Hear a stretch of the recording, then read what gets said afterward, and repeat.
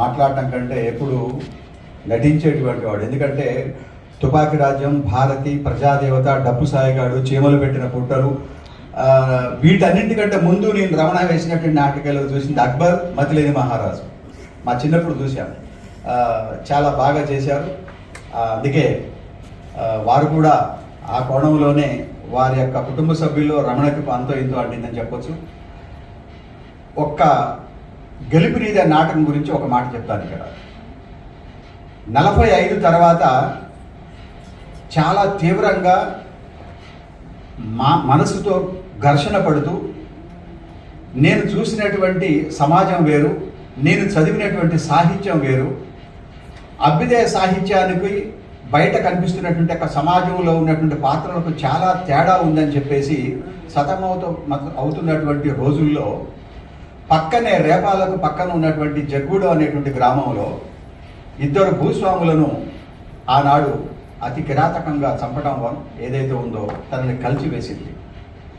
ఇది కరెక్టా కాదా అని చెప్పేసి దాదాపు ఒక వారం రోజుల పాటు చాలా మదన పడ్డానని చెప్పారు వారు. 2001వ సంవత్సరం గ్రామ పురాణం అనేటువంటి నాటకం రాస్తున్నారు అప్పుడు. ఇది చాలా మందికి తెలియదు.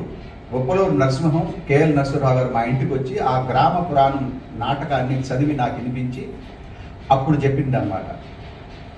తర్జన పడ్డ తర్వాత, లేదు ఇది అక్షరాల తప్పిదమే, ఇది చేయకూడదు, కానీ కమ్యూనిస్టు ముసుగులో ఉండి ఇలాంటి అరాచకాలు చేస్తున్నారని చెప్పేసి ఇది ఏదైతే ఉందో తప్పని ప్రజలకు చెప్పాలని చెప్పేసి నాటకాన్ని రాయడం మొదలు పెడితే, ఉదయం ఇంట్లో కూర్చొని స్టార్ట్ చేస్తే, ఇందాక డాక్యుమెంట్లో 2 రోజులు అన్నారు కానీ రోజున్నర వ్యవధిలో మాత్రమే ఆ నాటకాన్ని పూర్తి చేశారు. పూర్తి చేసిన తర్వాత ఆవేశంగా ఆ నాటకం పట్టుకొని ఎవరికి చదివినిపించాలో ఎవరికి చూపించాలో తెలియదు. తనకున్నది ఒకే ఒక పెద్ద దిక్కు, అన్నింటికి తనే అండదండగా ఉండేటువంటి కోదాటి నారాయణరావు గారికి ఆ నాటకాన్ని చూపించాడు. మొత్తం ఆశాంతం చదువుతుంటే విని చాలా అద్భుతంగా చెప్పావు కేఎల్.